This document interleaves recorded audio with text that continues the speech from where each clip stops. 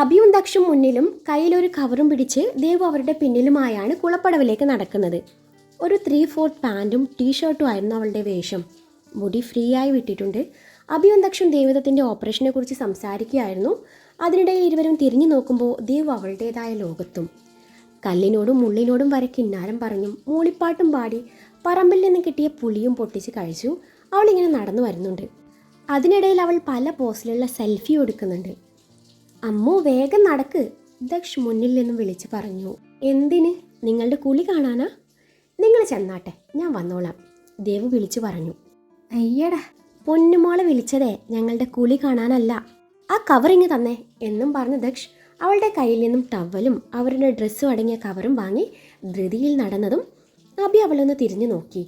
കുഷിയിലെ വിജയ് സ്റ്റൈലിൽ നാവ് കൊണ്ട് കവളിൽ കുത്തിയിറക്കി അവളെ വല്ലാത്ത ഭാവത്തിൽ നോക്കിയതും അവൾ ഇയാളെന്താ ഇങ്ങനെ നോക്കുന്നത് എന്നും പറഞ്ഞു അവൾ തൻ്റെ ടീഷർട്ട് പിടിച്ച് താഴ്ത്തി. പിന്നീട് അബി ദക്ഷിന് പിന്നാലെ നടന്നു. ദേവ് കുളപ്പടവിലെത്തിയപ്പോഴേക്കും അളിയനും ഷോർട്സും ധരിച്ച് ജിം ബോഡിയും കാണിച്ച് മുങ്ങാങ്കുഴിയിട്ട് കളിക്കുകയാണ്. അയ്യേ, ഈ രണ്ടിനും നാണമില്ലേ? ഇവരുടെ ബോഡി ഷോ കാണിക്കാനാണോ എന്നെ വിളിച്ചേ? ഗോവയിലെ ബീച്ചിൽ പോയതെന്നാ രണ്ടിൻ്റെ വിചാരം. അയ്യേ, ദേവ് ഓരോന്ന് മനസ്സിൽ പറഞ്ഞു പടവിലൂടെ താഴെ ഇറങ്ങി. അമ്മു വാ, ഇറങ്ങ്, ദക്ഷ അവൾക്ക് നേരെ കൈ നീട്ടി. ഹേയ്, ഞാനെങ്ങുമില്ല. ദിവസത്തിൽ 2 തവണ തല നനച്ചാൽ എനിക്ക് ജലദോഷം പിടിക്കുമെന്ന് ദച്ചുവേട്ടന് അറിയാലോ, ദേവ് പറഞ്ഞു. വെള്ളത്തിലിറങ്ങാനുള്ള പേടി കാരണം പറയുന്നതാ. ഞാൻ എത്രയോ തവണ നീന്തൽ പഠിപ്പിക്കാൻ നോക്കിയതാ. എവിടെന്ന് പഠിക്കാമെന്നും പറഞ്ഞ് എൻ്റെ കൂടെ വരും. ദേ ഇവിടെ എത്തിയാൽ ഒരൊറ്റ ഓട്ടായിരിക്കും. ദക്ഷ് ദേവുവിൻ്റെ മുഖത്തേക്ക് വെള്ളം തട്ടിത്തെറിപ്പിച്ചുകൊണ്ട് പറഞ്ഞു. ഓടുന്ന്, എനിക്ക് നീന്താനൊന്നും പഠിക്കണ്ട. നീന്തൽ പഠിച്ചിട്ട് വേണ്ടേ ശിഷ്ടകാലം എനിക്ക് ജീവിക്കാൻ എന്നും പറഞ്ഞവൾ വെള്ളത്തിലേക്ക് കാലുമിട്ട് താടിക്ക് കൈയും കൊടുത്ത് ഇരുവരെയും നോക്കി നിന്നു. രണ്ടുപേരും ഓരോന്ന് സംസാരിച്ച് നിൽപ്പുണ്ട്. അതിനിടയിൽ ഏറ്റവും കൂടുതൽ സമയം വെള്ളത്തിൽ മുങ്ങി നിൽക്കാനുള്ള കഴിവ് ആർക്കാണെന്ന് നോക്കാനെന്ന വണ്ണം ഇരുവരും ഒരേ സമയത്ത് വെള്ളത്തിലേക്ക് മുങ്ങി താഴ്ന്നു. ദേവു റഫറിയാണ്. ഒരുപാട് നേരമായിട്ടും രണ്ടും പൊങ്ങുന്നത് കാണാനിട്ട് അവൾ ഉറക്കെ വിളിച്ചു നോക്കി. ഇരുവരും ആ വിളി കേട്ടതേയില്ല. അവൾക്ക് ചെറിയ പേടി തോന്നി. ദൈവമേ, ഞങ്ങളുടെ ഫസ്റ്റ് നൈറ്റ് പോലും കഴിഞ്ഞിട്ടില്ല. അതിനു മുന്നേ എന്നെ വിധവയാക്കോ? മറ്റേതെനിക്ക് ആകെയുള്ള ചേട്ടനാണ്. ഇനിയിപ്പോൾ രണ്ടിനെയും ഞാൻ വെള്ളത്തിലേക്ക് തള്ളിയിട്ട് കൊന്നതാണെന്ന് പറയോ? അബേട്ടൻ്റെ പെങ്ങന്മാർ ഉറപ്പായും പറയും. ഇനി എന്തോന്ന് ചെയ്യും? വെള്ളത്തിലിറങ്ങാന്ന് വെച്ചാൽ പേടിച്ചിട്ട് മുട്ട് വിറക്കുന്നു. രണ്ടും കൽപ്പിച്ച് അവൾ കൈ കിട്ടിയ അത്യാവശ്യം വലിപ്പമുള്ള കല്ലെടുത്ത് അവർ നിന്നിടം നോക്കി എറിഞ്ഞു. പെട്ടെന്ന് ഒരു തരം ശബ്ദത്തോടെ ദക്ഷ പൊങ്ങി വന്നു. തൊട്ട് പിന്നാലെ അബിയും. ശബ്ദം മറ്റൊന്നുമല്ലായിരുന്നു, ഏറെ കൃത്യമായി കൊണ്ടത് ദക്ഷിൻ്റെ തലമണ്ടയിലേക്കും. രണ്ടും ജീവനോടെ ഉണ്ടായിരുന്നാ? ഞാൻ കരുതി ആവിയായിപ്പോയെന്ന്. ഡി, കെട്ടിയോനെ ചെയ്യിപ്പിക്കാൻ വേണ്ടി കല്ലെടുത്തെറിയുന്നു, ദക്ഷ് അവളെ നോക്കി പേടിപ്പിച്ചു. അയ്യോ, ഞാൻ മനഃപൂർവ്വം എറിഞ്ഞതല്ല. നിങ്ങളുടെ അനക്കം കേൾക്കാഞ്ഞപ്പോൾ ഞാൻ ശരിക്കും പേടിച്ചു. വല്ല ജലപ്പിശാശം കഴുത്തിന് പിടിച്ച് ഞെരിച്ച് കാണുമെന്ന് ഭയന്ന് എറിഞ്ഞതാ. ആ കല്ല് കിട്ടിയത് എന്തായാലും നന്നായി. ഒരു നിമിഷം ഫയർഫോഴ്സിനെ വരെ വിളിച്ചാലോ എന്ന് ഞാൻ ആലോചിക്കാതിരുന്നില്ല. നീ എൻ്റെ അനിയത്തി തന്നെയാണോടി? ദേവു പറഞ്ഞത് കേട്ട് ദക്ഷ് അവളെ കൂർപ്പിച്ച് നോക്കിക്കൊണ്ട് ചോദിച്ചു. അത് പപ്പിയോട് ചോദിക്കണം. ദേവുവിന് മറുപടി പറയാൻ കൂടുതൽ ചിന്തിക്കേണ്ടി വന്നില്ല. ഇതാ ഞാൻ പറഞ്ഞത്, നാക്കിന് വലിപ്പം മാത്രമേ ഉള്ളൂ, തലക്കൊക്കെ താമസം ഇല്ലെന്ന് അബി അവളെ നോക്കി കളിയായി പറഞ്ഞു. പിന്നെ പറയുന്നത് കേട്ടാതോന്നും മമ്മൂട്ടിയും മോഹൻലാലും ഷാരൂഖ് ഖാനൊക്കെയും വീട് വെച്ച് താമസിക്കുന്നത് ആ യമണ്ടൻ തലയിലാണെന്ന്. എൻ്റെ തലയിലും തലച്ചോറുള്ളത്, അല്ലാതെ നെയ്ച്ചോറല്ല. ഒരുപാട് ബുദ്ധിയും വിവരവും ശക്തിയും ഉണ്ടായിട്ട് വലിയ കാര്യമില്ല ഡോക്ടറെ. അത് ആവശ്യമുള്ളിടത്തെ ഉപയോഗിക്കാനുള്ള കഴിവ് കൂടി വേണം. ഓ, നിന്റെ എത്ര കുരുട്ടു ബുദ്ധിയൊന്നും എനിക്കില്ല, സമ്മതിച്ചു. എന്തായാലും മത്സരത്തിലെ വിജയി ഞാനല്ലേ ദക്ഷ്. എനിക്ക് പ്രൈസ് കിട്ടിയേ തീരും. മെഡൽ അണിയിച്ചാലും മതി. പിന്നെ മെഡൽ ഡോക്ടറിന് കയറിപ്പോലും. ദോ അവിടെ ഇഷ്ടം പോലെ മെഡൽ കിടപ്പുണ്ട്. എത്രയാണെന്ന് വെച്ചാൽ ഞാൻ വെട്ടിത്തന്നേക്കാം. ദേവു അവനെ നോക്കി പുച്ഛിച്ചു തള്ളി. ദേവു പറഞ്ഞത് കേട്ടതും ദക്ഷ് ചിരിച്ചു. കൊള്ളാം, നിലവാരം തീരെയില്ലാത്ത കോമഡി പറയാനൊരു പെങ്ങളും അത് കേട്ട് കിണിക്കാൻ ഒരാങ്ങളെയും. ഒരച്ചിൽ വാർത്തതല്ലേ, അങ്ങനെയേ വരത്തുള്ളൂ. അത് പറഞ്ഞ് അബി ഒന്ന് മുങ്ങിത്താഴ്ന്നു. അടുത്ത നിമിഷം അവൻ ഉയർന്നു പൊങ്ങി മുഖത്തെ വെള്ളം അമർത്തി തുടച്ചു. ദക്ഷ്, എനിക്ക് എന്തേലും ഡെസേർട്ട് ഉണ്ടാക്കി തന്നാൽ മതി. നിന്റെ പെങ്ങൾ കുക്കിങ്ങിൽ എക്സ്പേർട്ടാണെന്ന് ഞാൻ കേട്ടു, അബി അവളെ നോക്കി കുസൃതിയോടെ പറഞ്ഞു. പിന്നെ ഭയങ്കര എക്സ്പേർട്ടാണ് അല്ലേ ദേവു? ദക്ഷ് ദേവുവിന് നേരെ തിരിഞ്ഞു. ദച്ചുവേട്ടൻ്റെ തലയിൽ ഏറ് കിട്ടിയില്ല എന്നല്ലേ ദച്ചുവേട്ടൻ തന്നെ ജയിച്ചേനെ. അതുകൊണ്ട് ഈ മത്സരം റദ്ദാക്കിയിരിക്കുന്നു. അതുകൊണ്ട് ആർക്കും സമ്മാനവും ഇല്ല, ഒരു തേങ്ങയുമില്ല, ദേവു ചുണ്ടു കൂട്ടിക്കൊണ്ട് പറഞ്ഞു. ദച്ചുവേട്ടൻ ഒരു കാര്യം പറയാൻ വിട്ടു. ഇങ്ങനെ അനിയത്തിയില്ല അനിക, അനു, അവൾക്കേ പറ്റിയ വല്ല പയ്യനുണ്ടേ കൂട്ടുകാരനോടൊന്ന് പറയണേ. അവളെ പെട്ടെന്ന് കെട്ടിച്ചിട്ടില്ലേ എനിക്ക് അവിടെ സ്വസ്ഥത കിട്ടുമെന്ന് തോന്നുന്നില്ല. നിലവിൽ എനിക്ക് അവളോട് ഒരു ശത്രുതയില്ല. എന്നാലും ഞങ്ങൾ രണ്ടുപേരും ഒത്തുപോകുന്നേ എനിക്ക് തോന്നുന്നില്ല. ഇനിയിപ്പോൾ ഞാൻ അങ്ങനെ വിചാരിച്ചാലും അവൾ വിചാരിക്കില്ല. അപ്പവും അച്ചുവും അവർ ഞാൻ എങ്ങനെയും സെറ്റാക്കി എടുത്തോളാം. ആറ്റം ബോംബിനെ വരെ നിർവീര്യമാക്കാൻ എളുപ്പമാണ്. പക്ഷേ അനു, എൻ്റെ മുത്തപ്പ, നോ രക്ഷ. ഇതൊക്കെ കേട്ട് അഭിയേട്ടനൊന്ന് തോന്നരുത് കേട്ടോ. സത്യങ്ങൾ അംഗീകരിക്കുക എന്നതേ നല്ലൊരു ക്വാളിറ്റിയാണ്. ആ ഒരു ക്വാളിറ്റി ഡോക്ടർ ഉണ്ടെന്നാണ് എൻ്റെ വിശ്വാസം. ദേവു പറഞ്ഞത് കേട്ടതും ഇവൾക്ക് ഇങ്ങനെയൊക്കെ സംസാരിക്കാനും അറിയാം എന്ന പോലെ ദക്ഷും അഭിയും പരസ്പരം മുഖത്തോട് മുഖം നോക്കി. നിങ്ങളിങ്ങനെ കണ്ണും കണ്ടി നോക്കി നിൽക്കാതെ ഞാൻ ചോദിച്ചതിനുള്ള മറുപടി പറ. കുറച്ചു നേരം ആലോചിച്ച ശേഷം ദക്ഷ് ദേവുവിന് നേരെ തിരിഞ്ഞു. അമ്മു, ഒരു പയ്യനുണ്ട്, കാണാനും കൊള്ളാം, ഉയർന്ന വിദ്യാഭ്യാസം, നല്ല സാമ്പത്തികം, നല്ല ജോലി, കാര്യമായ ബാധ്യത ഒന്നും ഇല്ലതാനും. ദക്ഷ് അത്രയും പറഞ്ഞു നിർത്തി. അതേട്ടതേ കേട്ടാ, ഒരു പയ്യനുണ്ട് അത്രേ, കേട്ടിട്ട് കൊള്ളാമെന്ന് തോന്നുന്നു. നമുക്കേ നോക്കിയാലോ? ആമിച്ചേച്ചിയുടെ കല്യാണത്തിൻ്റെ കൂടെ കല്യാണവും നടത്താം. നടത്താം. ആദ്യം ചെക്കനെ ഞാനൊന്ന് കാണട്ടെ. അല്ലട ദക്ഷ്, അഭി പ്രത്യേക ഗീണത്തി പറഞ്ഞു. ചെക്കനെ കുറിച്ച് അങ്ങ് പറഞ്ഞു കൊടുക്ക് തച്ചുവേട്ടാ. അല്ല തച്ചുവേട്ടാ, ആരാ കക്ഷി? തച്ചുവേട്ടന് അറിയാവുന്ന പയ്യനാ? പിന്നെ നന്നായിട്ടറിയാം. പക്ഷേ ദക്ഷ് അതിനിടയിൽ ഒരു ഫുൾ സ്റ്റോപ്പ് ഇട്ടു. എന്താ ഒരു പക്ഷേ? ദേവ് മുഖം ചുളിച്ചുകൊണ്ട് ചോദിച്ചു. അത് പിന്നെ ചെറുക്കൻ്റെ പെങ്ങൾ കൂടി സമ്മതിക്കണം, എന്നാലേ ഈ കല്യാണം നടക്കുള്ളൂ. ദക്ഷ് പറഞ്ഞു. പെങ്ങള് അത്രയ്ക്ക് ഭീകരിയാ? ബ്ലഡി കൂതറ നാത്തൂൻ. ഈ നാത്തൂൻ പോരെന്നതേ ഒരു കോമ്പറ്റീഷൻ ഐറ്റം പോലെയാണല്ലോ ദൈവമേ. അതൊരു അലങ്കാരമായിട്ടാണ് ചില അവൾമാർ കൊണ്ട് നടക്കുന്നത്. പെങ്ങളെ കാര്യം എനിക്ക് വിട്, ഞാൻ സമ്മതിപ്പിക്കാനേ. ഒന്നുമില്ലേലും എൻ്റെ കെട്ടിയോൻ്റെ പെങ്ങളല്ലേ, ചുമ്മാങ്ങ് പൊക്കി പറഞ്ഞേക്കാം. ഒരു വിവാഹം നടക്കാൻ വേണ്ടി കള്ളം പറയുന്നത് അത്ര വലിയ തെറ്റൊന്നുമല്ല. അഭിക്ക് ദേവ് പറയുന്നത് കേട്ടിട്ട് ചിരി വരാൻ തുടങ്ങി. അല്ല തച്ചുവേട്ട, ആരാ കക്ഷി? തച്ചുവേട്ടൻ്റെ കൂട്ടുകാരനാ? അല്ല, എൻ്റെ കൂട്ടുകാരൻ്റെ കൂട്ടുകാരനാ. അതേത് കൂട്ടുകാരൻ? ദേവ് പുരികം ചുളിച്ചുകൊണ്ട് ചോദിച്ചു. നിനക്കറിയായിരിക്കും, ദക്ഷ് ദേവദത്ത്. അതും പറഞ്ഞ് ദക്ഷ് അവളിൽ നിന്നും നിശ്ചിത അകലം പാലിച്ചു. അത് നിങ്ങളല്ലേ തച്ചുവേട്ടാ? യെസ് ആണ്, ഞാനാണ് ആ പയ്യൻ. കുഴപ്പമുണ്ടോ? അമ്മോ, ആ ഭീകരിയായ പെങ്ങൾ അത് നീയാണ്. ദക്ഷ് അത് പറഞ്ഞ് നാക്ക് വായിലേക്കിട്ടില്ല. അടുത്ത നിമിഷം ദേവ് കലിപ്പിട്ട് അവനെ നോക്കി. പൊടുന്നനെ ദേവുവിൻ്റെ മുഖഭാവം മാറുന്നത് ഇരുവരും നോക്കി നിന്നു. അടുത്ത നിമിഷം ഉള്ളിലെ സംശയവും ദേഷ്യവും പുറത്ത് കാട്ടാതെ ദേവ് ഒന്ന് ചിരിച്ചു. ഈ ദച്ചുവേട്ടൻ്റെ ഒരു തമാശ, നോട്ടി ബ്രദർ. കേൾക്കുന്നവർ കരുതു കാര്യമായി പറഞ്ഞതാണെന്ന്. അല്ലെന്ന് നമുക്കല്ല അറിയൂ. അഭിയേട്ടൻ ഇതൊന്നും കാര്യാക്കണ്ടട്ടോ. ഈ ദച്ചുവേട്ടൻ അങ്ങനെയാ തമാശ പറഞ്ഞേ നമ്മളെ ഞെട്ടിപ്പിച്ച് കളയും. അല്ലേലും മാറ്റക്കല്യാണം നടത്താൻ ഇത് മെഗാ സീരിയലാണല്ലോ. എന്നിട്ട് വേണം അടയും ചക്കരയായി നടക്കുന്ന നിങ്ങളും കൂടെ കീരിയും പാമ്പും ആവാൻ. എന്തായാലും ദച്ചുവേട്ടനുള്ള പെണ്ണ് അത് ഞാൻ നേരത്തെ കണ്ടെത്തിയിട്ടുണ്ട്. അതുകൊണ്ട് ഇനി മുതൽ ഇമാതിരി തമാശ പറഞ്ഞ് ദച്ചുവേട്ടൻ ബുദ്ധിമുട്ടണമെന്നില്ല. ദച്ചുവേട്ടാ, കുളി നിർത്തിയേ, പെട്ടെന്ന് പോരിട്ടാ. നമുക്കേ രാത്രിയിലേക്കുള്ള ഡിന്നർ റെഡിയാക്കണ്ടേ എന്നും പറഞ്ഞ ദേവു ഇരുവരെയും വല്ലാത്ത ഭാവത്തിലൊന്ന് നോക്കി അവിടെ നിന്ന് പോവുകയായിരുന്നു. Sister rocked, brother shocked. അതും പറഞ്ഞ് ഉറക്കെ ചിരിക്കുന്ന അഭിയെ ദക്ഷ് കലിപ്പിച്ചു നോക്കി. ഇടാ തെണ്ടിയാളിയാ, നീ ചിരിച്ചോ? ലോട്ടറി എടുത്തത് ഞാൻ, എന്നാ അടിച്ചതോ നിനക്ക്. നിന്റെ പെങ്ങളോട് എപ്പോഴോ തോന്നിയൊരിഷ്ടം, ആ ഒരിഷ്ടം നേടിയെടുക്കാൻ വേണ്ടിയാണ് 2 വർഷം മുൻപ് അമ്മൂൻ്റെ കാര്യം നിനക്ക് മുന്നിൽ എടുത്തിട്ടത്. നീ അമ്മൂനെ കെട്ടിയാൽ പിന്നെ എനിക്ക് കാര്യങ്ങൾ എളുപ്പമാവുമെന്ന് കരുതി. പക്ഷെ നീ എന്ന് ജാട ഇറക്കിയെന്ന് മാത്രമല്ല, ഞാൻ കാണിച്ച അമ്മൂൻ്റെ ഫോട്ടോ ഒന്ന് നോക്കിയത് പോലുമില്ല. ആ നേരത്താണ് എൻ്റെ ഒരു സ്റ്റാഫ് എന്നെ അന്വേഷിച്ച് വരുന്നതും ഞാൻ അവൻ്റെ കൂടെ പോകുന്നതും. തിരികെ വരുമ്പോൾ ഞാൻ കാണുന്നത് എൻ്റെ ലാപ്ടോപ്പിൽ നിന്നും നിൻ്റെ ഫോണിലേക്ക് അമ്മൂൻ്റെ ഫോട്ടോ കോപ്പി ചെയ്യുന്ന നിന്നെയും. അതിനുശേഷം ഞാൻ കാണുന്നത് കണ്ണടച്ച് പാല് കുടിക്കുന്ന കള്ളക്കാമുകനെയും. പെങ്ങന്മാർക്കും നാട്ടുകാർക്കും മുമ്പിലും ഹിറ്റ്ലറായി പ്രണയത്തെ എതിർത്ത് നടന്ന ആൾക്കെ പ്രണയിക്കാൻ ഒരുപാട് അതിർവരമ്പുകൾ ഉണ്ടായിരുന്നു. പ്രണയം എന്ന് കേൾക്കുന്നതേ കലിപ്പാണെന്ന് നാടുകൾക്ക് 40 വട്ടം പറഞ്ഞു നടക്കുമ്പോഴും ഉള്ളിൻ്റെ ഉള്ളിൽ നീ പ്രണയിക്കുകയായിരുന്നു. മറ്റാരെയുമല്ല, എൻ്റെ അമ്മൂനെ, ഇപ്പോൾ നിന്റെ ഭാര്യയായവളെ. ദക്ഷ് പറഞ്ഞു നിർത്തി. ദക്ഷ്, നീ ചുമ്മാ ഓരോന്നുണ്ടാക്കി പറയല്ലേ. പ്രേമിച്ച് നടക്കാൻ ഞാൻ കോളേജ് പയ്യനാണല്ലോ. അതും നിന്റെ പെങ്ങളെ ഒന്ന് പോയേ. അഭി ചമ്മൽ മറച്ചു പിടിക്കാൻ പാടുപെട്ടുകൊണ്ടിരുന്നു. ഞാൻ ബാക്കി കൂടി പറയട്ടടോ. പെങ്ങന്മാർ വിവാഹത്തിന് നിർബന്ധിക്കുമ്പോൾ ഓരോ മുടന്ത ന്യായം. അവസാനം എല്ലാവരും കൂടി സത്യാഗ്രഹം നടത്തി പെണ്ണ് കാണാൻ കൊണ്ടുപോയി എന്ന് കേട്ടിരുന്നു. പിന്നെ എന്ത് സംഭവിച്ചു എന്ന് എനിക്കറിയില്ല. അതിനിടയിലാണ് പന്ത് നിന്റെ കോർട്ടിൽ വീഴുന്നത്. ദേവുവിന് കോളേജിൽ നിന്നും ഡിസ്മിസൽ കിട്ടുന്നു. പപ്പ നിന്നോട് സഹായം ചോദിക്കുന്നു. ആസ് യൂഷ്വൽ നീ ജാട ഇറക്കുന്നു. എല്ലാം കഴിഞ്ഞ് നീ അവൾക്ക് അഡ്മിഷൻ റെഡിയാക്കി കൊടുക്കുന്നു. ദേവ് കോളേജിൽ വന്ന അന്ന് തന്നെ നീ കോളേജിൽ ചാർജ് എടുക്കുന്നു. അതും അവരെ പഠിപ്പിക്കാൻ. ഡോക്ടറുടെ ഉള്ളിലിരിപ്പി മറ്റെന്തൊക്കെയായിരുന്നു. അതിനിടയിലാണ് കഥയിലെ ട്വിസ്റ്റ്. എൻ്റെ പെങ്ങളും നിന്റെ പെങ്ങളും തമ്മിലുടക്കുന്നു. അവസാനം നിന്റെ പേരിൽ രണ്ടും കൂടി വെല്ലുവിളിക്കുന്നു. മുന്നും പിന്നും നോക്കാതെ വെല്ലുവിളിക്കാൻ എൻ്റെ പെങ്ങളെ കഴിഞ്ഞേ മറ്റാരുള്ളൂ. നിന്നെ കെട്ടുമെന്ന് പറഞ്ഞായിരുന്നു ആ വെല്ലുവിളി. ജയിക്കാൻ വേണ്ടി എന്തു ചെയ്യാൻ മടിയില്ലാത്ത എൻ്റെ പെങ്ങൾ പപ്പയെ സോപ്പിട്ട് പ്രപ്പോസലുമായി നിന്റെ മുന്നിലേക്ക് അയക്കുന്നു. പൊട്ടന് ലോട്ടറി അടിച്ച ഫീലായിരുന്നു നിനക്ക്. പെട്ടെന്ന് കയറി സമ്മതിക്കുക മോശമല്ലേ? അവിടെയും നീ സ്ഥിരം ജാടയിറക്കി. അവസാനം പപ്പയുടെ കടപ്പാടിൻ്റെ പേരിലാണെന്ന് പറഞ്ഞു നീ കല്യാണത്തിന് സമ്മതിക്കുന്നു. അല്ല, അങ്ങനെ വരുത്തി തീർക്കുന്നു. നിന്റെ റൂട്ട് ക്ലിയർ. അതിനിടയിൽ ഈ വിവാഹത്തിന് നിന്റെ പെങ്ങളെ തടസ്സം നിന്നതും പെങ്ങളെ സോപ്പിട്ട് ഇലയ്ക്കും മുള്ളിനും കേടില്ലാത്ത രീതിയിൽ നീ കാര്യങ്ങൾ പരിഹരിക്കുന്നു. എല്ലാവരുടെയും മുന്നിൽ പക്ക അറേഞ്ച്ഡ് മാരേജ്. ദേവിന് സംശയം തോന്നാതിരിക്കാൻ അവളുടെ മുന്നിലും ഏറുപെടുത്തും. കെട്ട് കഴിയും വരെ കാര്യങ്ങൾ അതുപോലെ തുടർന്നു. കെട്ട് കഴിഞ്ഞിട്ടും അവളോടുള്ള ഇഷ്ടവും പ്രണയവും ഉള്ളിലൊതുക്കി ഗൗരവക്കാരനായ കെട്ടിയവനായി കഴിയുന്നു.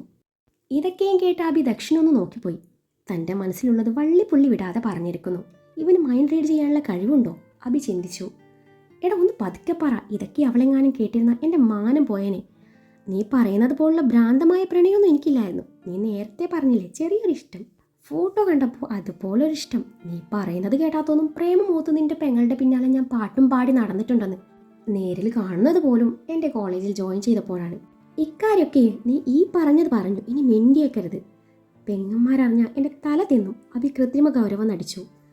ദേവു തൻ്റെ ഫോൺ പടവിൽ മറന്നു വെച്ചിട്ടാണ് പോയത്. കുറച്ചു ദൂരം പിന്നിട്ടപ്പോഴാണ് അവൾക്ക് അക്കാര്യം ഓർമ്മ വരുന്നത്. അവൾ ഫോൺ എടുക്കാനായി തിരിഞ്ഞു നടന്നു. കുളപ്പടവിൻ്റെ ഡോറിനരികിൽ എത്തിയപ്പോഴാണ് അബിയും ദക്ഷും സംസാരിക്കുന്നത് ദേവു ശ്രദ്ധിക്കുന്നത്. ഇരുവരുടെയും സംസാരം അവൾ വ്യക്തമായി കേട്ടിരുന്നു. ഒരുപോലെ സന്തോഷവും സങ്കടവും വന്ന നിമിഷമായിരുന്നു അത്. തന്നോടൊന്നും മറച്ചു വെക്കാത്ത ചേട്ടൻ അനുവിൻ്റെ കാര്യം മാത്രം പറഞ്ഞില്ല. പറഞ്ഞിരുന്നതിൽ കോളേജിൽ ചെന്നപ്പോൾ ആളെ തിരിച്ചറിയുമായിരുന്നു. താൻ ഉടക്കിനും പോവില്ലായിരുന്നു. അനുവിനെ പോലൊരു പെണ്ണാണോ തൻ്റെ ചേട്ടൻ്റെ ജീവിതത്തിൽ വരേണ്ടത്? ഒരിക്കലുമല്ല. അവളുടെ മനസ്സ് നിറയെ അഴുക്കാണ്. എത്രയോ തവണ താൻ സോറി പറഞ്ഞു പോയതാണ്. എന്നിട്ട് അവളുടെ വാശിക്കും അഹങ്കാരത്തിന് ഒരു കുറവില്ല. അതിനേക്കാൾ ഉപരി അവരുടെ ചേട്ടൻ തങ്ങളെക്കാളേറെ ഭാര്യയെ സ്നേഹിക്കുമോ എന്നൊരു തോന്നൽ. കൂടെ ഒരു ലോഡ് അസൂയയും കുശുമ്പും. ഒരു നാൾ താനും ഒരു ഭാര്യ ആവേണ്ടതാണ് എന്ന് പോലും ഓർക്കാതെ വന്നു കയറിയ പെണ്ണിനെ ദ്രോഹിക്കുന്നു. അത് ഒരുമാതിരി ചീപ്പ് ഡ്രാമ കാണിച്ച് ദേവിൻ്റെ മനസ്സിലൂടെ എന്തൊക്കെയോ ചിന്തകൾ കടന്നുപോയി. കുളപ്പടവിൽ വെച്ച ഫോൺ എടുക്കാൻ നിൽക്കാതെ അവൾ തിരികെ വീട്ടിലേക്ക് നടന്നു. താൻ തിരിച്ചു പോയാൽ അവർ സംസാരിച്ചത് താൻ കേട്ടുപോയില്ലോ എന്നൊരു തോന്നൽ അവരിലുണ്ടാവാം എന്നും കരുതി അവൾ വീട്ടിൽ ചെന്ന് ദക്ഷിൻ്റെ ഫോൺ എടുത്ത് തൻ്റെ ഫോണിലേക്ക് വിളിച്ചു. മറന്നു വെച്ച ഫോൺ എടുക്കാൻ പറയുകയായിരുന്നു. മുറിയിൽ ചാർജിൽ വെച്ച അബിയുടെ ഫോണിലേക്ക് ദേവു ഒന്ന് നോക്കി. അബിയുടെ ഫോണിൻ്റെ ലോക്ക് നേരത്തെ ഒളിഞ്ഞു നോക്കി കണ്ടുപിടിച്ചതായിരുന്നു. ലോക്ക് എടുത്ത് അവൾ ഫോൺ അരിച്ചു പെറുക്കി. തൻ്റെ പഴയ ഫോട്ടോ എങ്ങാനുണ്ടോ എന്നറിയണമായിരുന്നു. പഴയതെന്നല്ല, പുതിയതുമില്ല. തൻ്റെ ഒരൊറ്റ ഫോട്ടോ അവൻ്റെ ഫോണിലില്ല. ഗാലറി മൊത്തം ഹിറ്റ്ലറും പെങ്ങന്മാരും. അപ്പോൾ ദച്ചുവേട്ടൻ നേരത്തെ പറഞ്ഞ ആ ഫോട്ടോ അങ്ങേര് പുഴുങ്ങി തിന്ന. ദേവ് പിറുപിറുത്തു. വാട്സാപ്പ് DP ആണെങ്കിൽ ചോട്ടുവിനെ ചേർത്ത് പിടിക്കുന്ന അബി. ഫോണിൻ്റെ ഡിസ്പ്ലേയിലാണെങ്കിൽ ഹിറ്റ്ലറും 5 പെങ്ങന്മാരും ഊഞ്ഞാലിലിരിക്കുന്ന ആ ഫോട്ടോയും. അല്ലേലും ആ ഊഞ്ഞാൽ ചേട്ടനും പെങ്ങന്മാർക്കും ഒരു വീക്ക്നെസ് ആണ്. താൻ അവിടെ ഉണ്ടായിരുന്ന കഴിഞ്ഞ 24 മണിക്കൂറിനുള്ളിൽ അതിൽ ആളൊഴിഞ്ഞ് കണ്ടിട്ടില്ല. ടോക്കൺ എടുത്തിട്ട് ഇരിക്കുവാൻ വേണ്ടി കാത്തു നിൽക്കുവാണോ ഇവരൊക്കെ? ദേവ് ചിന്തിച്ചു. ഹിറ്റ്ലർ അതിലിരുന്ന കൂടെ 5 എണ്ണത്തിനും ഇരിക്കണം. ആൾക്ക് പിന്നെ അതിലിരുന്നാൽ ചുറ്റുള്ളതൊന്നും കാണാൻ പറ്റില്ലെന്ന് തോന്നുന്നു. എത്രയോ തവണ ഞാൻ അതിലൂടെ പാസ് ചെയ്തു. എന്നിട്ട് പെങ്ങന്മാരെ ഒന്നിനെങ്കിലും നീക്കിയിരുത്തി തന്നെ ഒന്ന് ഇരുത്തിയോ? എവിടെന്ന്? ആറാമതൊരാൾക്ക് ഇരിക്കാനുള്ള ഗ്യാപ്പും ഇല്ല. ഇയാൾക്ക് പ്രേമിക്കറിയാമെങ്കിൽ കുറച്ച് വലിപ്പം കൂടി സ്വിങ് വാങ്ങിക്കാനാണോ അറിയാത്തത്? പപ്പിയോട് പറഞ്ഞേ ഇവിടെ അതുപോലൊരെണ്ണം വാങ്ങിക്കണം. എന്നിട്ട് അയാളുടെ മുന്നിൽ നിന്ന് ഞാൻ കിടന്നാടും നോക്കിക്കോ. ദേവു എന്തൊക്കെയോ പ്രായിക്കൊണ്ട് അവൻ്റെ ഫോൺ തിരികെ വെച്ച് പപ്പയുടെ അരികിലേക്ക് നടന്നു.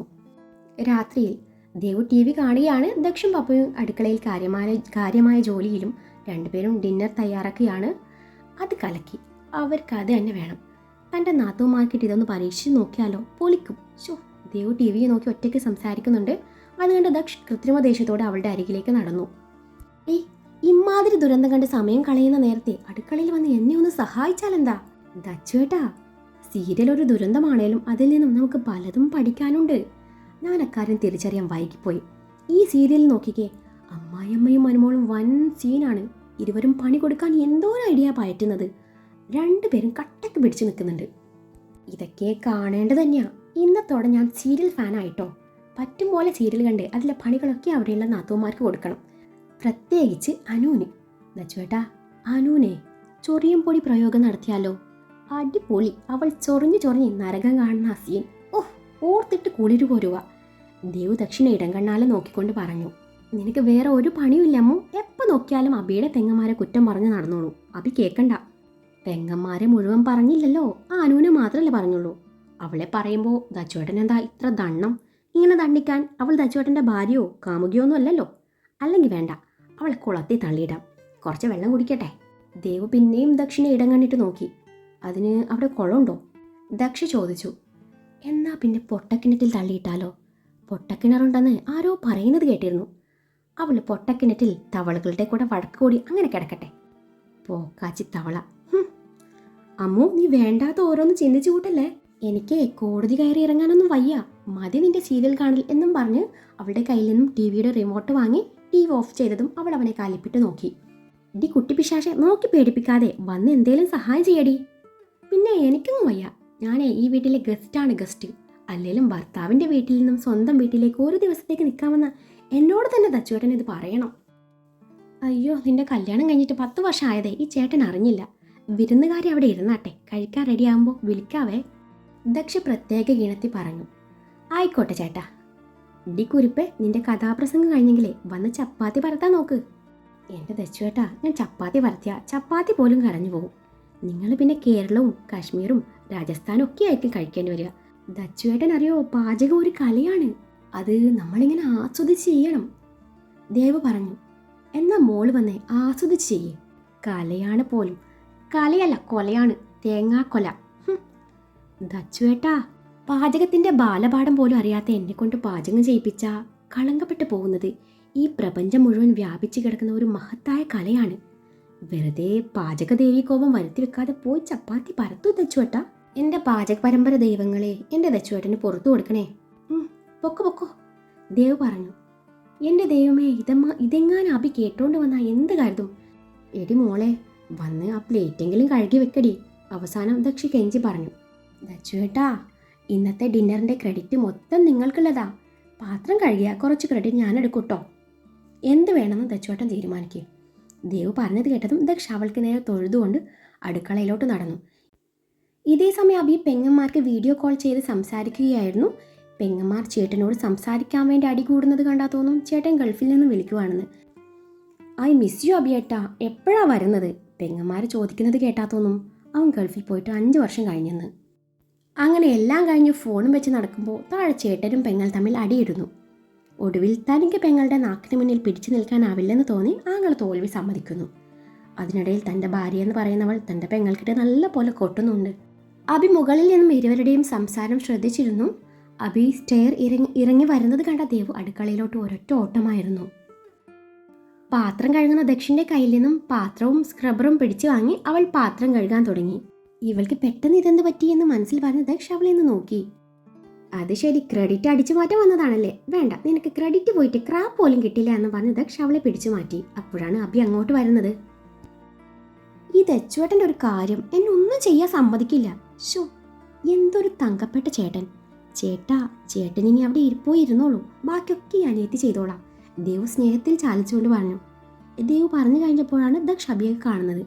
അപ്പോൾ അതാണ് കാര്യം എന്ന് മനസ്സിൽ പറഞ്ഞു അവൻ ദേവുവിന് നേരെ തിരിഞ്ഞു. വേണ്ട മോളിപ്പോൾ ഒന്നും ചെയ്യണ്ട, ഇനിയിപ്പോൾ സെർവ് ചെയ്യാനും കഴിക്കാനും മാത്രമല്ലേ ഉള്ളൂ. മോള് കഴിക്കാൻ സഹായിച്ചാൽ മതി. ഇപ്പോൾ മോൾ അവിടെ പോയി ഇരുന്നോ എന്നും പറഞ്ഞു അവളെ ഹാളിലേക്ക് പറഞ്ഞയക്കാൻ നോക്കി. എന്നാ ഞാൻ അവിടെ പോയി ഇരിക്കാല്ലേ എന്നും പറഞ്ഞ് അവൾ കയ്യിലെ പ്ലേറ്റും വെച്ച് കൈയും കഴുകി നടക്കാനൊരുങ്ങി. അപ്പോഴാണ് അവളുടെ പപ്പയുടെ കണ്ണ് നിറഞ്ഞിരിക്കുന്നത് ദേവുവിൻ്റെ ശ്രദ്ധയിൽപ്പെടുന്നത്. അയ്യോ, പപ്പ എന്തിനാ കരഞ്ഞേ? നാളെ ഞാൻ മടങ്ങിപ്പോവും എന്ന് ഓർത്തിട്ടാണോ? പപ്പയ്ക്ക് എന്നെ പിരിയാൻ പറ്റില്ലെങ്കിൽ ഞാൻ പോണില്ല, ഞാൻ ഇവിടെ നിന്നോളാം. അഭിയേട്ടൻ ഇടയ്ക്കിടെ ഇങ്ങോട്ട് വന്നാൽ മതി, ദേവ് നിഷ്കുവായി പറഞ്ഞു. എൻ്റെ പൊന്നമ്മു, പപ്പയ്ക്ക് ഒരു സങ്കടവും. ഇനി സങ്കടം ഉണ്ടേ തന്നെ പപ്പ സഹിച്ചോളും. ഇതിപ്പോൾ പപ്പ സലാഡിന് വേണ്ടി സവാള അരിഞ്ഞതിൻ്റെ ആഫ്റ്റർ എഫക്റ്റ് ആണ്. നീ നാളെ തന്നെ ഇവിടെ നിന്ന് സ്ഥലം വിട്ടോണം. കല്യാണം കഴിഞ്ഞാൽ പെൺകുട്ടികളെ ഭർത്താവിൻ്റെ വീട്ടിലാണ് നിൽക്കേണ്ടേ. ഇനി അതാ നിൻ്റെ വീട്. ദക്ഷ അവളെ തിരുത്തിക്കൊണ്ട് പറഞ്ഞു. ഞാൻ പോവില്ലെന്ന് പറഞ്ഞാൽ പോയില്ല. അവിടെ ഭയങ്കര ബോറാണേ. എന്തോ എനിക്കവിടെ പൊരുത്തപ്പെടാൻ പറ്റുമെന്ന് തോന്നുന്നില്ല. മറ്റൊരു വീട്ടിൽ ചെന്നപ്പോഴാണ് സ്വന്തം വീട് സ്വർഗമായിരുന്നെന്ന് മനസ്സിലായത്. സത്യം പറഞ്ഞാൽ പെൺകുട്ടികൾക്ക് എവിടെയും ഒരു സ്ഥാനവും. ഭർത്താവിൻ്റെ വീട്ടിൽ അവൾ വന്നു കയറിയവളാണ്. എന്തെങ്കിലും തെറ്റ് കണ്ടാൽ അവിടുന്ന് പറയും തോന്നിയ പോലെ നടക്കാൻ ഇത് നിന്റെ വീടല്ലെന്ന്. കല്യാണം കഴിഞ്ഞ് സ്വന്തം വീട്ടിൽ ചെല്ലുമ്പോഴേക്കും നമുക്കവിടെ വിരുന്നുകാരി എന്ന ഓമന പേരും വീണിരിക്കും. അമ്മയും അച്ഛനും നമുക്ക് പറഞ്ഞു തരും, ഇനി ഭർത്താവിൻ്റെ വീടാണ് നിന്റെ വീടെന്നും അതാണ് നിന്റെ ലോകമെന്നും. പതിയെ പതിയെ നമ്മൾ അവിടുത്തെ ആരുമല്ലാതായി മാറും. ജനിച്ചു വളർന്ന വീടും നാടും വെറും ഓർമ്മകളായി മാറും. പിന്നീട് മക്കളൊക്കെ വലുതായി സ്വന്തം വീടൊക്കെ ആകുമ്പോഴേക്കും ഏറെക്കുറെ നല്ല പ്രായമൊക്കെയും കഴിഞ്ഞിട്ടും ഉണ്ടാവും. ഇതാണ് നമ്മുടെ സമൂഹത്തിലെ ഓരോ പെൺകുട്ടികളുടെയും അവസ്ഥ. എന്ന് വെച്ചേ ഞാനെങ്ങോട്ടും പോവില്ല, എനിക്ക് ഇവിടെ നിന്നാൽ മതി, തല്ലിക്കൊന്നാലും ഞാനി പോവില്ല, എനിക്ക് പപ്പയെ പിരിഞ്ഞിരിക്കാൻ വയ്യ. ഏത് നേരത്താണോ കല്യാണം കഴിക്കാൻ തോന്നിയത്? പപ്പ പറഞ്ഞതാ ശരി, ബിരിയാണി കഴിക്കുന്നത്ര എളുപ്പമല്ല കല്യാണം കഴിക്കാൻ. ഈ കല്യാണം കണ്ടുപിടിച്ചവനെ പറഞ്ഞാൽ മതിയല്ലോ. അല്ലേലും അങ്ങേരെ പറയുന്നതിനാ എന്നെയാ പറയണ്ടേ? ഏതോ ഒരു ദുർബല നിമിഷത്തിൽ തോന്നിയ പൊട്ടാഗ്രഹം ദേവു ആരോടൊന്നില്ലാതെ ഓരോന്ന് പറയുന്നുണ്ട്. ദേവുവിന്റെ പറച്ചിൽ കേട്ട് അബിയുടെ മുഖം വാടി. ഈ പെണ്ണിന് പെട്ടെന്ന് ഇതെന്ത് പറ്റിയെന്ന് അവൻ ചിന്തിക്കുകയായിരുന്നു. ഇതേസമയം ദേവു അബിയുടെ മുഖം വാടിയത് ശ്രദ്ധിക്കാൻ തുടങ്ങി. ഹിറ്റ്ലർക്ക് സങ്കടമായോ? കണക്കായിപ്പോയി. ആദ്യം മനസ്സ് തുറന്ന് എന്നെ ഒന്ന് സ്നേഹിക്ക്, അല്ലെങ്കിൽ എന്നോട് സമ്മതിക്ക്. നീ എൻ്റെ പ്രണയമായിരുന്നു എന്ന്, നിന്നെ ഞാൻ പ്രണയിക്കുന്നുവെന്ന്. നീ എൻ്റെ ഭാര്യയാണ്, നീ എൻ്റെ പ്രാണനാണ്. ഇതൊക്കെ ഒന്ന് പറഞ്ഞാൽ എന്താ? ആ വായിലെ മുത്തു കൊഴിഞ്ഞു പോവോ? ദേവു ആത്മകഥിച്ചു. പെങ്ങന്മാരോട് ഫോൺ വിളിച്ച് സംസാരിക്കാൻ നേരം തന്നെ വിളിക്കായിരുന്നില്ലേ? താനും സംസാരിച്ചേനല്ലോ. ഞാൻ മിണ്ടാഞ്ഞത് കണ്ടപ്പോൾ ചോട്ടിന് വിഷമായി കാണും. ഇനിയിപ്പോൾ അവളുമാര് പിന്നെയും അവളുടെ മനസ്സിൽ വിഷം കുത്തി കാണുമോ? അതും കൂടി ആയാ തീർന്നു. എന്തു തന്നെയായാലും ഇന്നലെ കണ്ട എന്നേക്കാൾ അവൾക്ക് വലുത് ഓർമ്മ വെച്ച നാൾ മുതൽ കാണുന്ന ചേച്ചിമാർ തന്നെയായിരിക്കും. ആമി ചേച്ചി എന്ത് കരുതി കാണും? എന്നെ അവരിൽ ഒരാളായി കാണാനും ഞാൻ അവരുടെ കൂടെ കൂട്ടുകൂടി നടക്കാനും ഹിറ്റ്ലർ തന്നെ ആഗ്രഹിക്കുന്നില്ല എന്ന് വേണമെങ്കിലും പറയാം. എൻ്റെ കൂടെ നടന്ന പെങ്ങന്മാർ കൂതരാകുപോയെന്ന് പേടിയുണ്ടാവും. പിന്നെ കൂതറ, അവളുമാർ അതിലും കൂതരയാ. ഇവിടെയും ഹിറ്റ്ലർ എന്നെ ഒതുക്കി. അതാണ് പറഞ്ഞത്, അവർക്ക് മുന്നിൽ ഞാൻ വെറും ബിഗ് സീറോ. ദേവ് പിന്നെയും ഓരോന്ന് ആത്മകഥിച്ചു. ഇനി നിങ്ങളെ ഇത്തിരി വിഷമിക്ക് എന്നും പറഞ്ഞ് ഒന്നും മിണ്ടാതെ നിന്നു. എനിക്ക് പെട്ടെന്ന് കല്യാണം കഴിക്കണം, ഒരു ഡോക്ടറെ തന്നെ കെട്ടണം. വെറും ഡോക്ടറല്ല, ഈ നിൽക്കുന്ന അബി ഡോക്ടർ തന്നെ കെട്ടണം. അങ്ങേരെ ഒരുപാട് ഇഷ്ടമാണ്. അങ്ങേരെ കിട്ടിയില്ലെങ്കിൽ ചത്ത് കളയും. പപ്പ അബിയോട് ഇക്കാര്യം സൂചിപ്പിച്ച് കല്യാണത്തിന് നിർബന്ധിപ്പിക്കണം എന്നൊക്കെ പറഞ്ഞ് ഒറ്റക്കാലിൽ നിന്നിട്ട് ഇപ്പൊ കല്യാണം വേണ്ടായിരുന്നോ? കല്യാണം എന്താ കുട്ടിക്കളിയാണോ നിന്റെ വിചാരം? ദക്ഷി കനപ്പിച്ച് പറഞ്ഞു. ഞാൻ എന്തെങ്കിലും വിഡ്ഢിത്തരം പറഞ്ഞെന്ന് വെച്ച് നിങ്ങൾ അപ്പം തന്നെ പോയി കല്യാണം ഉറപ്പിക്കാൻ വേണ്ടേ? എന്നെ പറഞ്ഞ് തിരുത്തണമായിരുന്നു. എനിക്കെൻ്റെ നാടും വീടും എൻ്റെ പപ്പയും എൻ്റെ ചേട്ടനും നമ്മുടെ പറമ്പും കുളവും ഒക്കെ ഇവിടെ തന്നെ കൂടിയാൽ മതിയെന്നേ. നോക്കിക്കോ, ഞാൻ തല്ലിക്കൊന്നാലും പോയില്ല എന്ന് പറഞ്ഞു ദേവു അബിയെ ശ്രദ്ധിക്കാതെ ഹാളിലേക്ക് നടന്നു. അതിനിടയിൽ അബിയെ ഒന്ന് പാളി നോക്കി. ആൾക്ക് ശരിക്കും കൊണ്ടിട്ടുണ്ട്. വിഷമം തോന്നുന്നുണ്ടാവും അല്ലേ? തോന്നണല്ലോ. നിങ്ങളുടെ ആ ഫോണിൽ മരുന്നിന് പോലും എൻ്റെ ഒരു ഫോട്ടോ പോലും വെക്കരുതിട്ടാ. എൻ്റെ ഫോട്ടോ വെച്ചാൽ നിങ്ങളുടെ ഫോൺ പൊട്ടിത്തെറിക്കോ? ഇനി എന്നോട് കിഞ്ഞരിക്കാൻ വാ, കാണിച്ചു തരാം ഞാൻ എന്നും പറഞ്ഞു അബിയെ നോക്കി ചുണ്ടുകൂട്ടി. 4 പേര് ഒരുമിച്ചിരുന്ന് ഭക്ഷണം കഴിച്ചു കഴിഞ്ഞ് ദേവ് ഓടിപ്പോയി കൈ കഴുകി ടേബിളിലെ പാത്രങ്ങളൊക്കെ അടുക്കളയിൽ കൗണ്ടർ ടോപ്പിന് മേലെ വെച്ച് മുങ്ങാനൊരുങ്ങവേ അവളുടെ കയ്യിൽ ദക്ഷിന്റെ പിടി വീണു. വിരുന്നുകാരി എങ്ങോട്ടാ? ഞാൻ കിടക്കാൻ. രാവിലെ നേരത്തെ എഴുന്നേക്കണ്ടേ, കോളേജുള്ളതാ. ദേവ് നിന്ന് പരങ്ങി. നേരത്തെ എന്നെ സഹായിക്കാൻ കാണിച്ച മനസ്സിപ്പോഴും അവിടെ തന്നെ ഉണ്ടല്ലോ അല്ലേ? അമ്മൂസ് ഒരു കാര്യം ചെയ്യും, ഈ കറികളൊക്കെയും അതാത് കറിപ്പാനിൽ ഒഴിച്ചു വെച്ചേ ചൂടാക്കോ അല്ലെങ്കിൽ ഫ്രിഡ്ജിൽ വെക്കോ, എന്താന്ന് വെച്ചാ ചെയ്യേ. ഇത്രയേ ഉള്ളൂ, വെരി സിമ്പിൾ, ദേവ് പറഞ്ഞു. കഴിഞ്ഞില്ല. എന്നിട്ട് ആ പാത്രമൊക്കെയും കഴുകി കൗണ്ടർ ടോപ്പൊക്കെയും ക്ലീൻ ചെയ്ത് ആ ഹാളിലെ ടേബിളും കൂടി തുടച്ച് വൃത്തിയാക്കിയേക്ക്. മോൾക്ക് ബുദ്ധിമുട്ടാവില്ലല്ലോ? എന്ത് ബുദ്ധിമുട്ട്? അല്ല ചേട്ടാ, പാത്രങ്ങളൊക്കെ രാത്രി തന്നെ കഴുകണോ? രാവിലെ കഴിക്കാൻ പോരെ? പോരല്ലോ. രാത്രി കഴിച്ച പാത്രം അപ്പം തന്നെ കഴുകി വെക്കാതെ സിങ്കിലിട്ട് പോയാൽ പാചകദേവിക്ക് കോപം വരില്ലേ? പിന്നെ ദേവി ഈ ഭാഗത്ത് വരുമോ? എൻ്റെ പാചക പരമ്പര ദൈവങ്ങളെ, കുട്ടി അറിവില്ലാതെ പറഞ്ഞു പോയതാണ്, പൊറുക്കണേ, ദക്ഷി പ്രത്യേക ഈണത്തിൽ പറഞ്ഞു. ഇപ്പം 10 മണി ആയില്ലേ ദച്ചുവേട്ടാ, പാചകദേവി ഉറങ്ങിക്കാണും. നാളെ കഴുകാം. ദേവു അടവുകൾ പയറ്റി തുടങ്ങി. മിണ്ടാതെ അവിടെ നിന്ന് കഴുകിക്കോണം. നീ എന്നെയും പപ്പയും പറയിപ്പിച്ചടങ്ങും. നിന്റെ പണി കഴിഞ്ഞിട്ടേ ഞാൻ ഇവിടെ നിന്ന് പോകുന്നുള്ളൂ എന്നും പറഞ്ഞു ദക്ഷ് കൗണ്ടർ ടോപ്പിന് മേലെ കയറിയിരുന്നു. ദുഷ്ടൻ, ഇങ്ങേർക്ക് പറ്റിയത് ആനു തന്നെയാ, ചക്കിക്കൊത്ത ചങ്കരൻ എന്നും പെറുപെറുത്തോണ്ട് ദേവു തൻ്റെ ജോലി ആരംഭിച്ചു. ദച്ചുവേട്ടാ, ഈ ചുവന്ന കറി എന്തോന്നാ?